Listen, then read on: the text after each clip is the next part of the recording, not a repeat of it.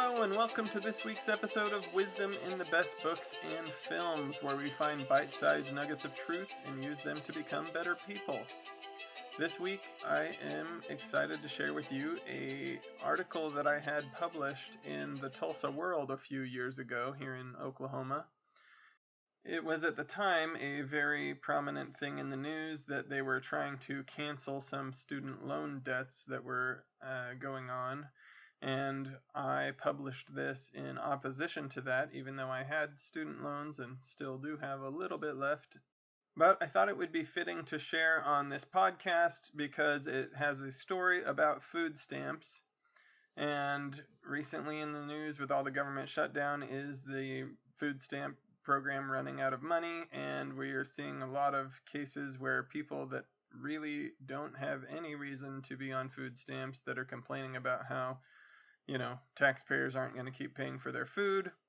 And I thought this was a fitting thing. I am keeping it the same where it's talking about student loans, and I'm not going to modify it at all from its original form, but I will include a link to the Tulsa World article if you want to see it there. But I do think that the story about food stamps makes it clear what I think about that situation. We are using a story about the movie Cinderella Man, which is just a great movie. If you have not seen it, it's one of Russell Crowe's best movies. Great boxing movie, Great Depression movie. Really great. And I think it's one of Renee Zellweger's best performances. The romance in the movie is wonderful. Her and Russell Crowe have really good chemistry. So I highly recommend you watch that movie if you have not seen it already. If you enjoy the episode, as usual, please leave a review and share it with friends on Apple or Spotify or wherever you may listen. Here is this week's episode, A Return to Integrity. In the film Cinderella Man, we learn the true story of the boxer James Braddock. Braddock was injured right before the Great Depression, losing his ability to provide for his family through boxing. He did everything he could to try to provide for his wife and kids, from selling all of their things to trying to hide his injury so they would hire him for odd jobs on the docks. In a particularly touching scene, he gives his meager meal of a single slice of ham to his daughter, claiming to be full from eating a large steak in his dream. Only in this state of poverty did he finally go and seek help from the government. He was ashamed of needing the help, but he truly did need it, and he was humble enough to go and get it.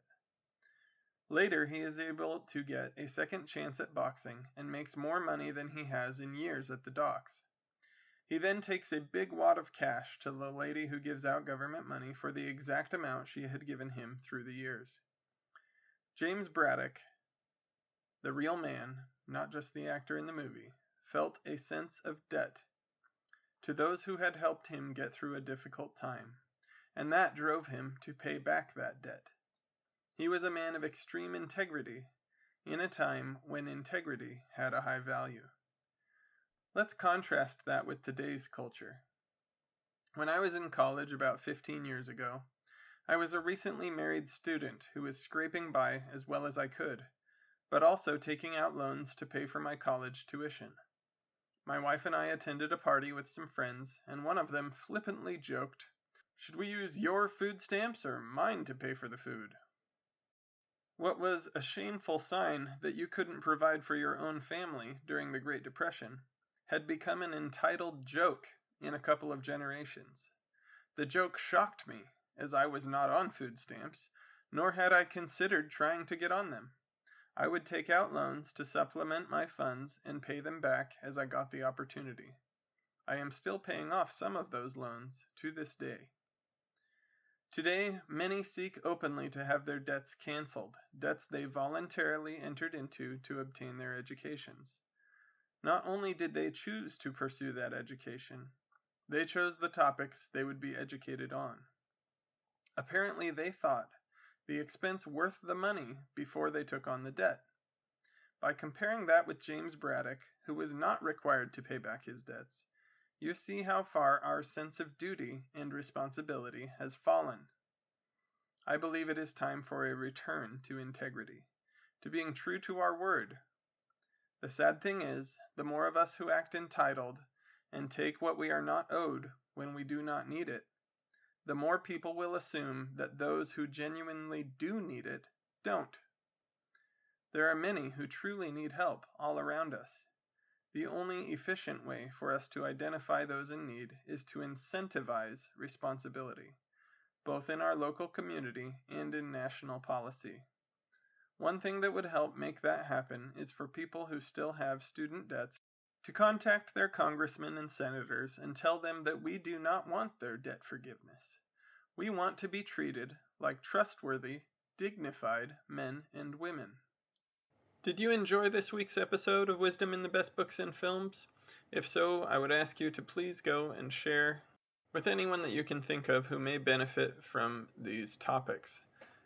Discuss it at work, with friends, at church, anywhere where the opportunity feels natural and the topics would be helpful to others. I personally am not a huge self-promoter, and so the only way that this podcast will get to reach very many people at all is through the listeners. Please also share with me if anything that you've heard has been impactful in your life, or share with me any ideas that you may have of wisdom that you've gleaned from different books or films. Be happy to hear from you anytime, and I will respond to all emails. You can find information for how to contact me in the show notes. Hope to hear from you soon.